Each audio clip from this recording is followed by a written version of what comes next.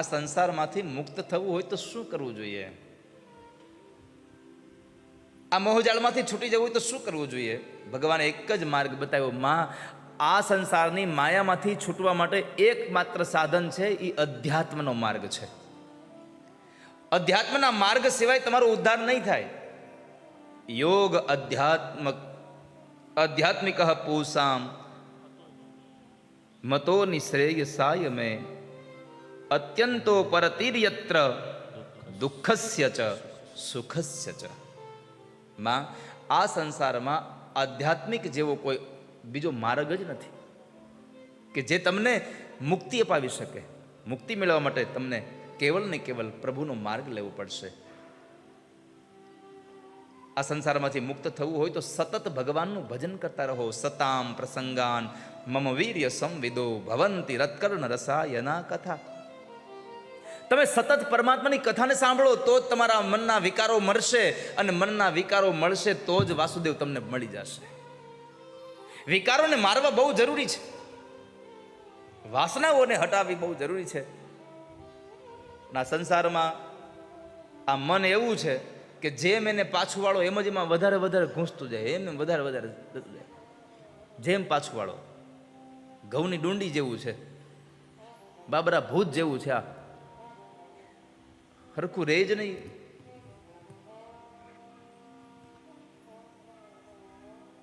માં, મુક્તિ મેળવવા માટે એકમાત્ર સાધન છે સત્સંગ કરો. સતત પ્રભુના ભજનમાં રહ્યો, સતત તમે એમાં ધ્યાન રાખો. તમારું મન આડાવડું જવા જ ન દો. આને નવરું પડવા દો તો એ માથાકૂટ કરે ને ઊભી. આને નવરું જ ન પડવા દો ક્યારે. જેવું કામમાંથી નવરું થાય ભગવાનમાં લગાડી દો, તરત પાછું તરત જ ભગવાનમાં લગાડી દેવાનું.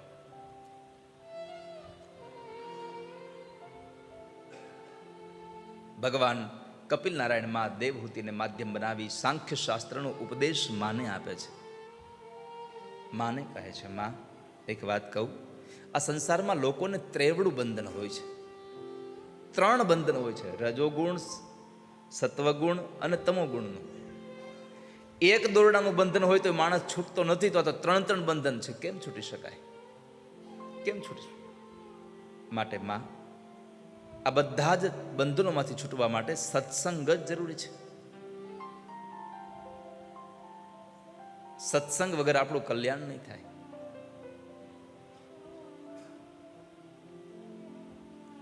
માટે સત્સંગ કરો, તમે સાધુનો સંગ કરો. તો માએ પ્રશ્ન કર્યો કે ભગવાન, સાધુ કોને કહેવાય? સાધુનું લક્ષણ શું? સાધુનું એક જ લક્ષણ છે, પ્રભુ પદ પ્રગટ કરાવત પ્રીતિ. પ્રભુ પદ પ્રગટ કરાવત પ્રીતિ. ભરમ મિટાવત ભારી. ભરમ મિટાવ. પ્રભુ પદ પ્રગટ કરાવત પ્રીતિ. પરમાત્માના ચરણોમાં પ્રેમ કરાવે ને એને સાધુ કહેવાય. કોઈના આશ્રમમાં હોય, મોટો આશ્રમ હોય, આશ્રમમાં જાઓ, સાધુ પાસે જાઓ અને સાધુની પાસે જઈને બેહો અને એ શેર બજારની વાત કરે તો ત્યાંથી ઊભું થઈને નીકળી જાવ. એ કોઈ હિન્દી ફિલ્મની વાત કરે નીકળી જવું, રાજકારણની વાત કરે નીકળી જવું. કેમ? સાધુનું લક્ષણ છે કે સાધુ પાસે જાઓ એટલે તમને ભગવાનની જ વાત કરવા જોઈએ, પ્રભુની જ વાત કરે. પ્રભુમાં કેમ પ્રેમ થાય, પ્રભુ પ્રત્યે તમારી કેમ લાગણીઓ વધી જાય, ભગવાનમાં તમને કઈ રીતે તમારી આસ્થા જોડાઈ જાય, એવી વાતો કરે તો સમજવું આ સાધુ છે, બરાબર છે. પ્રભુ પદ પ્રગટ કરાવત પ્રીતિ, ભરમ મિટાવત ભારી. તો પરમાત્મામાં પ્રેમ કરાવે એને સાધુ કહેવાય. માં, સાધુના લક્ષણો છે, તિતિક્ષવ કારુણિકા સુરદ સર્વદેહિના અજાત શત્રવ શાંતા સાધવ સાધુભૂષણા. સાધુના લક્ષણો ભાગવતજીમાં બતાવ્યા છે. એમાં કહ્યું છે કે સૌથી મોટો લક્ષણ સાધુનું કોઈ હોય તો એ છે કે હું કોઈનો દુશ્મન નહીં અને કોઈ મારો દુશ્મન નહીં. આવું લક્ષણ સાધુનું છે. મારો કોઈ દુશ્મન નહીં અને હું કોઈનો દુશ્મન નહીં. પછી માં સાંખ્ય શાસ્ત્રના ઉપદેશમાં ભગવાને કહ્યું કે આ શરીર હાડ માંસથી ભરેલું છે, આમાં તમે ક્યારેય મોહ ન રાખતા. પણ આપણે જે અંત સમયે પરમાત્માને જે વચન આપ્યું હતું આપણે માના ઉદરની અંદર, એ માના ઉદરમાં રહેલું જે વચન હતું ભગવાનને આપેલું, એ વચન તમે નિભાવજો. કારણ કે જ્યારે આપણે માના ઉદરમાં હોઈએ ને ત્યારે જીવ ભગવાનને કેટલો પુકારતો હોય કે હે ભગવાન, અહીંયાથી મને છોડાવી દો, અહીંયાથી મને છોડાવી દો, હું જિંદગીભર તમને નહીં ભૂલું. પણ જેવા ભગવાન ત્યાંથી છોડાવે એટલે તરત જ હું અહીંયા તું ન્યા.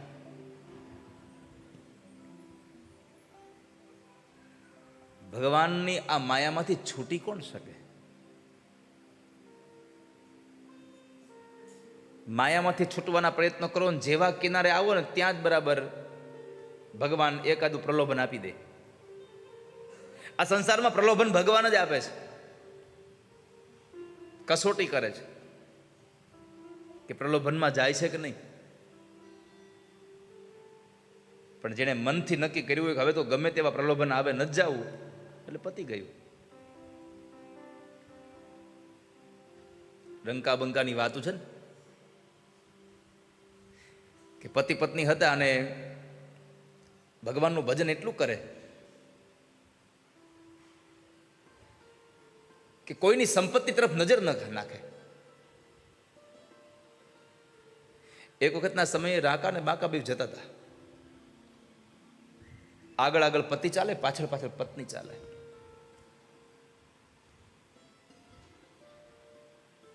એમાં બરાબર એક સોનાનો સિક્કો હતો, રસ્તામાં પડ્યો હતો. એટલે પુરુષે જલ્દીથી ખાડો કરી સિક્કો નાખી અને માથે ધૂળ વાળી દીધી. પત્ની જોયું, આ શું કરો છો? અરે સોનાનો સિક્કો હતો એને ઢાંકી દીધો. કેમ? અરે તારી નજર પડે તો કદાચ તું તને એમ થાય કે આને લઈ લઉં તો. અને ત્યારે પત્ની કહ્યું કે તમારી સાથે રહી અને ભગવાનમાં એટલું ભજન લાગ્યું છે, હવે તો એક સિક્કો નહીં, કદાચ આખો હોનાનો ઢગલો આવે ને તો એના ઉપર મારું થૂકે ન બગાડો. તમે તો સિક્કામાં એટલો તમને ભાવ થયો કે આને ઢાંકી દેવું જોઈએ, હોનું છે. મને તો એ જ નથી સમજાતું કે હવે હું હોનું છે અને શું કથિર છે. આ દુનિયામાં આવું છે. પીળું જોઈને આપણે થાય કે આ હોનું હશે, પણ પછી આપણા કર્મે ફૂટ્યા નીકળ્યું કથિર. સોનું જાણીને સંગ કર્યો વણજારા અને મારા કર્મે નીકળ્યા કથિર.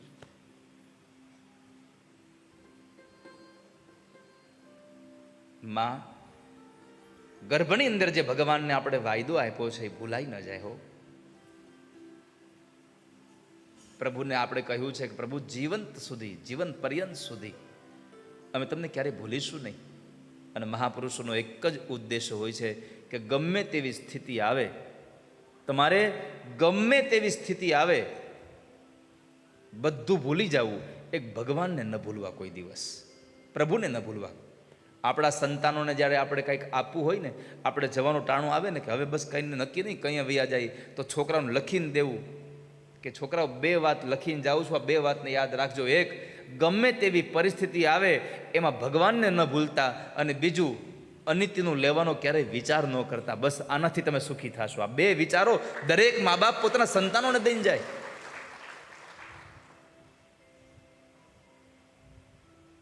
પણ ક્યારેક ક્યારેક તો દુનિયામાં જોતા હોય દીકરો અનિતિનું લઈને ઘરમાં નાખે તો મા બાપ રાજી થાય, ઓહો કેટલું લઈ આવ્યો. પણ તમને ખબર છે આ અનિતિનું આવે ને ઘરમાં એટલે નીતિનું લઈને જાય. જો તમારા ઘરની અંદર સંપત્તિ હશે પણ સંસ્કાર નહીં હોય તો યાદ રાખજો, ચોથી પેઢી એ પૂરું. પહેલી પેઢી ભગવાનનું ભજન કરે, બીજી પેઢી એ ભજનના પ્રતાપે પૈસો મેળવે, ત્રીજી પેઢી એ મેળવેલા પૈસાને વાપરે.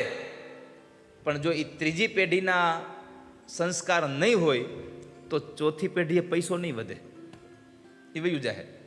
પણ સત્સંગ તમારામાં હશે તો પૈસો નહીં વયો જાય.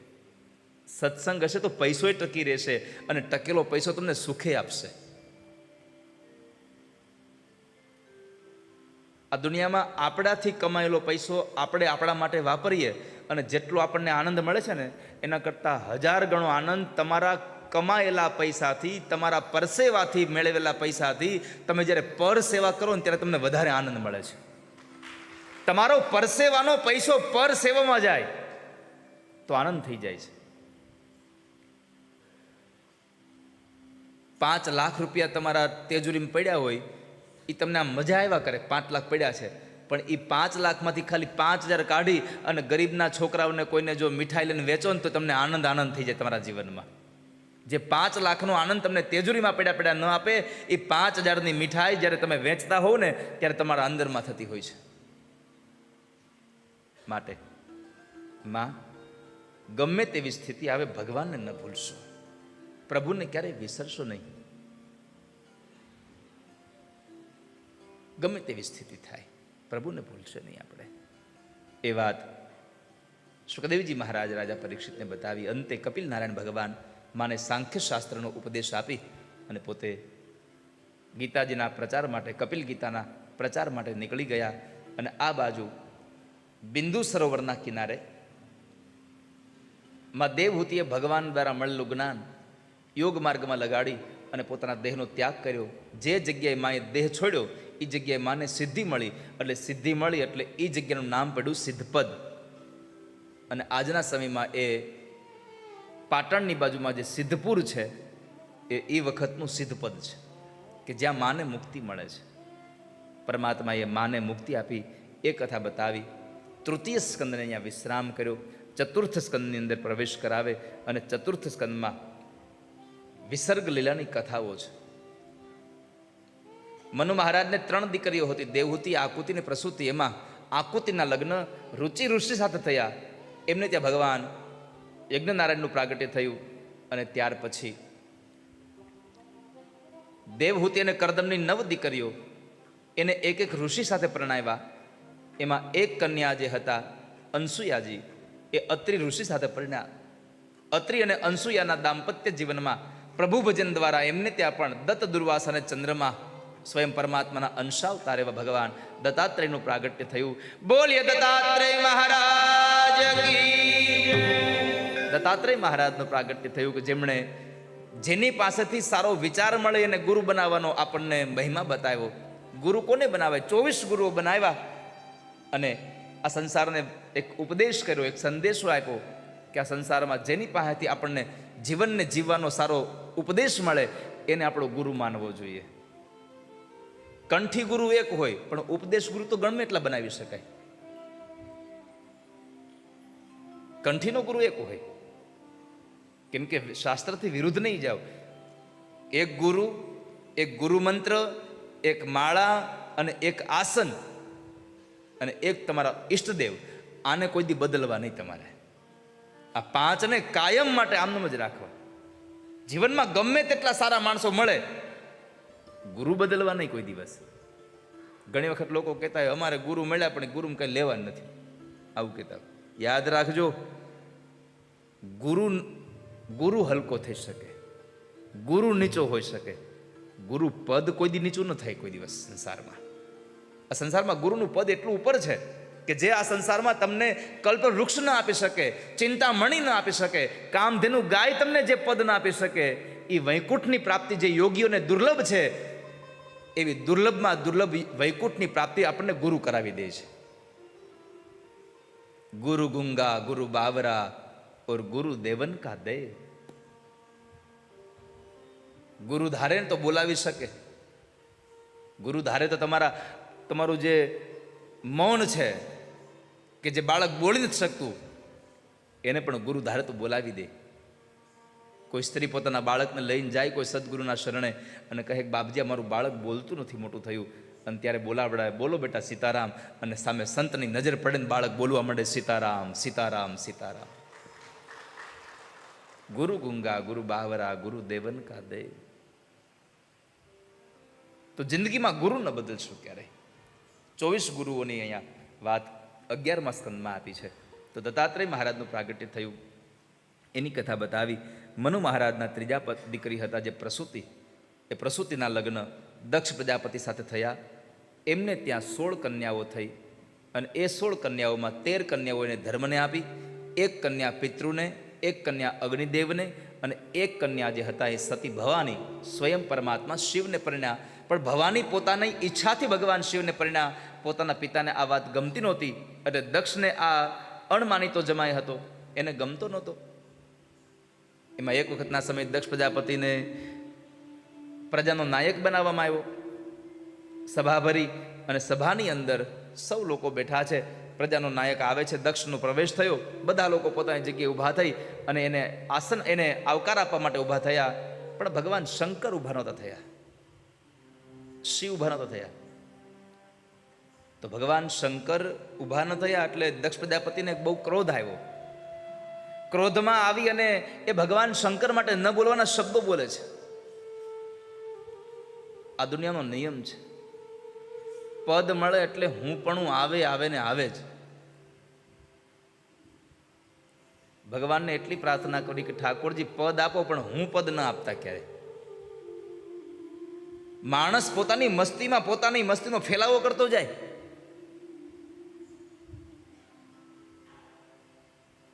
પદને લઈ અને હુંકાર માંડ્યું થવા. ભગવાન શંકર માટે ન બોલવાના શબ્દો બોલતો હતો દક્ષ. નંદી આદિ ગણોએ એને સાવધાન કર્યો કે બસ દક્ષ હવે ન બોલીશ કાંઈ. છતાંય પણ એ મૌન ન થયો. એટલે નંદીએ શ્રાપ આપ્યો કે તું ક્યારનો મેં કરે છે, એટલે હું તને શ્રાપ આપું છું કે તું મેં કરવાવાળો બકરાના મોઢાવાળો બનીશ. આ શ્રાપ મળે છે. વાતાવરણ એકદમ તંગ થયું એટલે ભગવાન મહાદેવ સૌ સૈનિક પોતાના ગણોને સાથે લઈ નીકળી ગયા. કૈલાસમાં આવીને પોતાના પત્નીને કાંઈ કીધું નહીં એણે કે મારે તમારા બાપુજી હારે, મારા હાહરા હારે આમ થઈ ગયું છે. આમ જોવા જાવ ને તો આ કળિયુગના શંકરને ભગવાન શંકરે ઉપદેશ આપ્યો છે કે સસરાના ઘરે કાંઈ પણ આપણું જરા કે માન અપમાન જેવું થાય તો એનો ગુસ્સો આપણે પત્ની ઉપર ઉતારવો. નકર ઘરે આવીને એનો ક્રોધ અહીંયા ઉતારે. પેલું વેલું ચાલુ કરે. શું કે ફોન કરીને કહી દેજો આપણે મેલ નહીં આવે. પણ ભગવાન શંકરે કશું કીધું નથી, કઈ વાત ન કરી. અને આપણે આમે કોકનો ગુસ્સો કોકની ઉપર ઉતારીએ. સૌથી વધારે બેનો કોઈના ઉપર ગુસ્સો ઉતારતા હોય તો છોકરા ઉપર. હા, નાના છોકરા ઉપર. ઘરમાં કામથી થાકી ગયા હોય, એકલા હાથે કામ કરતા હોય, કામ પૂરું થાય નહીં, ત્યાં વળી ટકટકણી હાહુ ટકટક કર્યા કરે એટલે પછી બધો ગુસ્સો એ છોકરા ઉપર ઉતરે, એને મારે. અંદર ઉદ્ભવેલો અગ્નિ ક્યાંક તો બહાર કાઢવો ને. અંદર જે હવે ઉફાણો આવ્યો છે એને ક્યાંક તો બહાર કાઢવો.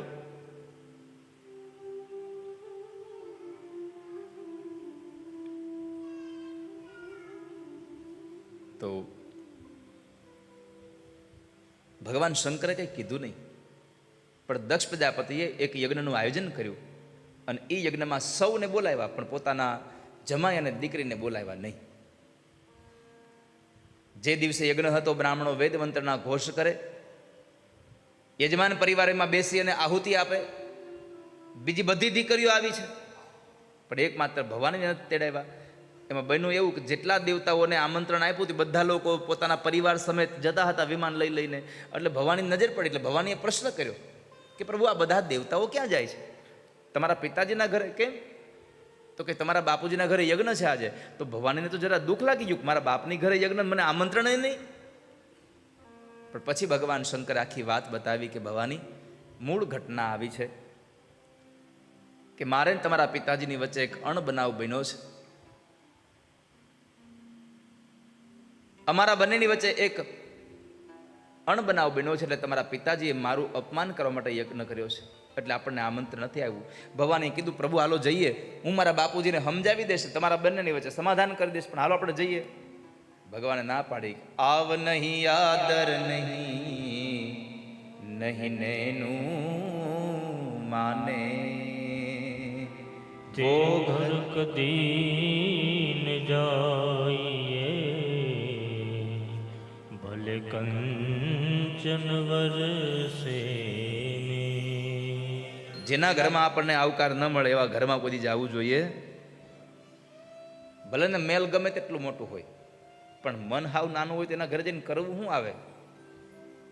મહેલ મોટા ને મન જેના સાંકડા રે, મહેલ મોટા ને મન જેના સાંકડા રે. એ મહેલ મોટા ને મન જેના સાંકડા રે.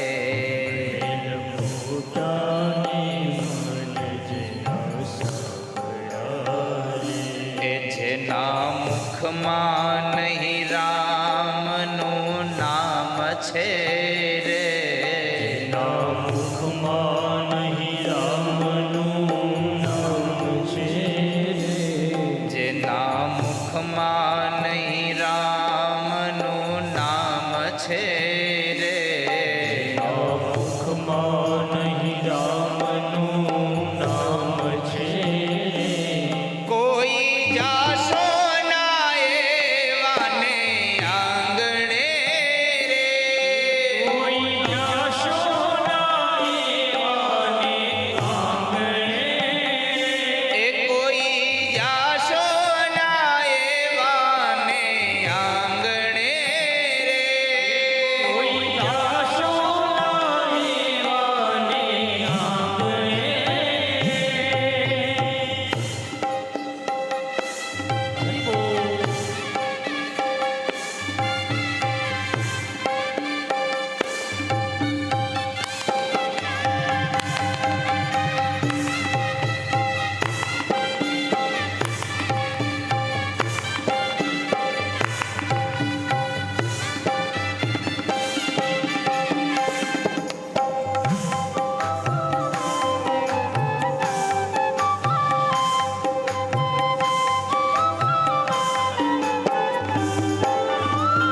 અહીંયા કવિએ કોની કોની ઘરે ન જવું એની યાદી આપી છે. કામ સારા ન થાય કદી હાથથી રે,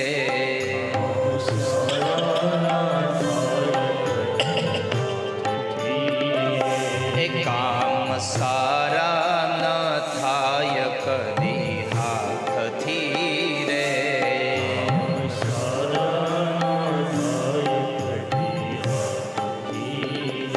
એ જેની તિજોરીમાં ગરીબોની હાય છે રે,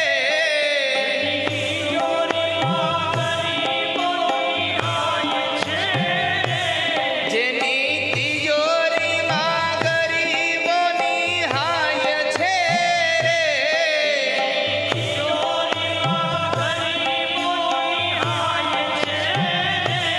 કોઈ જાશો ના એવાને આંગણે રે,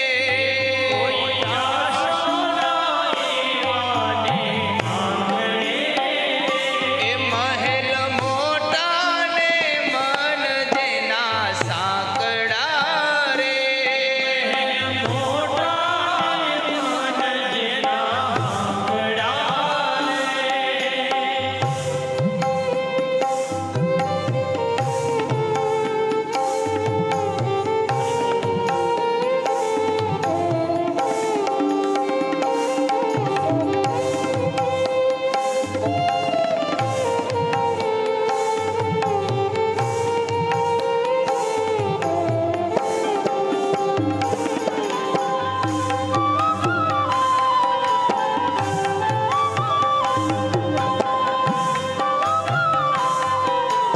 અહીંયા કવિએ લખ્યું છે કે જેના હાથથી હારા કામ ન થયા હોય કોઈ દી, બે હાથે નકરું ભેગું જ કર્યું હોય, અને એમાંય ગરીબોના હાય ભરી હોય જેની તેજરીમાં, જેના ઘરમાં અનિતિનું અનાજ હોય એના ઘરે કોઈ દી પાણી ન પીવું, જમવાની વાત તો બહુ દૂર છે, જેના ઘરમાં અનિતિનું અનાજ હોય એના ઘરનું પાણી ન પીવું કોઈ દિવસ.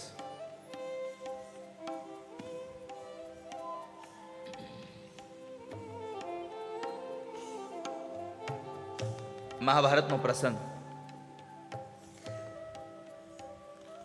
દાદા ભીષ્મ જ્યારે બાણશૈયા પર પડ્યા હતા અને જ્યારે ભગવાન આવે છે, દ્રૌપદીજી હતા, બધા હતા, અને દાદા ભીષ્મએ ભગવાનને કીધું કે ભગવાન એક કૃપા કરો ને, મારી આ મતિરૂપી કન્યાને તમે સ્વીકાર કરો ને. જ્યારે એટલી બધી જ્ઞાનની વાતો, ધર્મની વાતો કરીને દાદાએ, એટલે દ્રૌપદીજી હસ્યા. એટલે દ્રૌપદીને પૂછ્યું, બેટા કેમ હસે છે? તો કહે છે કાંઈ નહીં દાદા, એ તો એમ જ. અરે ના, કે શું કામ હસે છે? દ્રૌપદી કહે છે કે હસવું તો દાદા એટલે આવે છે કે આજે આટલું બધું જ્ઞાન ખુલ્યું તો તેદી ક્યાં ગયું તું? જે દિવસે હું ભરી સભામાં મને નિર્વસ્ત્ર કરતા હતા, હું ભીખ માંગતી હતી કે મને બચાવી લ્યો, તો ત્યારે કેમ નહોતા બોલ્યા? ત્યારે કેમ ચૂપ રહ્યા? પણ દાદા ભીષ્મએ બહુ સુંદર જવાબ આપ્યો, બેટા જ્ઞાન તો તે દિવસે આમાં હતું જ, પણ એ દિવસે નહોતું બોલાયું. એનું એક કારણ હતું કે અનિતિના રાજ્યમાં રહી અને અનિતિનું અનાજ ખાધું હતું ને, એટલે અનિતિના અનાજના બનેલા લોહીથી મારી મતિ ભ્રષ્ટ થઈ ગઈ હતી, એટલા માટે બોલાતું નહોતું. જ્ઞાન તો હતું જ. બીજું, ભગવાન કૃષ્ણએ દુર્યોધનને કીધું કે તારી ઘરે જમીશ નહીં. કેમ? તો કહે છે કે જ્યાં પ્રેમ ન હોય ને જમાય નહીં કોઈ દિવસ. પ્રેમ વગરનું ભોજન ન કરી લેવું. ભાવ હોય ને ભોજન કરાય. ભાવ હોય ને તો રોટલો ભલે ચોપડા વગરનો હોય તોય મીઠો લાગે, અને ભાવ ન હોય તો ભલે ને બરફી જમાડે, એનો આનંદ ન આવે આપણને. જેની તેજોરીમાં ગરીબોની હાય ભરી હોય એવાના ઘરે જાશો નહીં કોઈ દિવસ. અરે એના કરતા વિશેષ લખ્યું કે જેના મોઢામાં ભગવાનનું નામ ન હોય એની ઘરે કોઈ જ ન જવું. પૈસો તો બહુ દૂર રહ્યો, પણ જેના મોઢામાં ભગવાનનું નામ ન હોય એના ઘરે જવું નહીં કોઈ દિવસ. બીજું કીધું, અમે ડાયા ને બીજા બધા મૂર્ખા રે.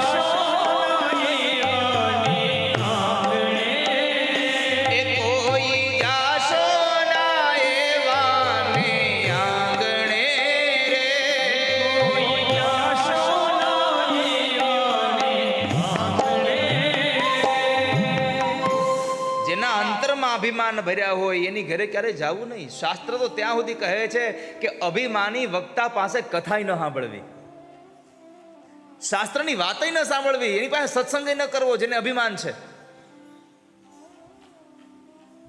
પણ આઈ એમ સમથિંગ, હું કાંઈક છું. જે લોકો એમ સમજતા હોય કે હું કાંઈક છું, તો બીજા લોકો સમજી જાય કે આમાં કાંઈ નથી. એ ભલે પોતાની જાતને સમજતો હોય કે હું કાંઈક છું, પણ દુનિયા સમજી દે કે આમાં કાંઈ છે નહીં લેવાનું. જેને પોતાની અંદર જ્ઞાન, પોતાની અંદર વિવેક, પોતાની અંદર સંસ્કારો ભર્યા હોય ને, એને બોર્ડ બેનરો મારવાની જરૂર જ નથી.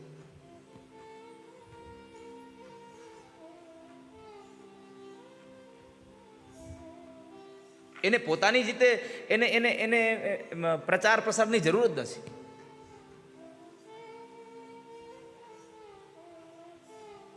શાકભાજીને લઈને નીકળવું પડે, હાલો રીંગણા બટેકા. સોનાની કોઈ દિવસ લારી ભરીને નીકળ્યા નથી, હાલો હાર લઈ લ્યો, બુટી લઈ લ્યો. બહુ નરું સત્ય છે.